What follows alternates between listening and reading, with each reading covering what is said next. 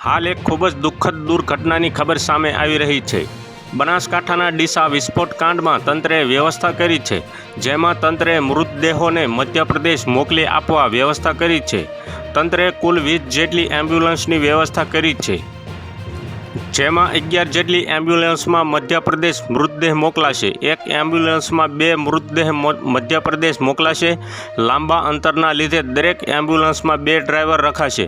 પોલીસના કાફલા સાથે મૃતદેહ મધ્યપ્રદેશ મોકલાશે।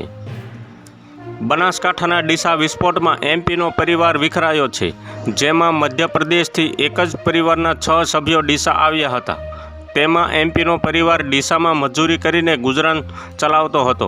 અગ્નિકાંડમાં મોત થતાં એમપીથી પરિવારના સભ્યો ડીસા આવ્યા હતા। ડીસા સિવિલ હોસ્પિટલમાં મૃતદેહ લેવા પરિવાર પહોંચ્યો છે। તેમજ બનાસકાંઠાના ડીસા બ્લાસ્ટ કેસમાં સૌથી મોટા સમાચાર એ છે કે ડીસાના દાનવ દીપક મોહનાણી અને પિતા ખૂબચંદને પોલીસે દબોચ્યા છે। આરોપી દીપકને પોલીસે ગીડરથી પકડી પાડ્યો છે।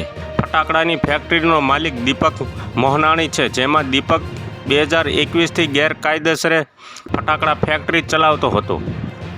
તો હાલ માટે અત્યારે આટલું જ। મળશું નવી અપડેટ ને નવા સમાચાર સાથે। અમારો વિડીયો પસંદ આવતો હોય તો વિડીયોને એક લાઇક કરી દેજો। ચેનલમાં નવા હોય તો ચેનલને સબસ્ક્રાઈબ કરી લેજો।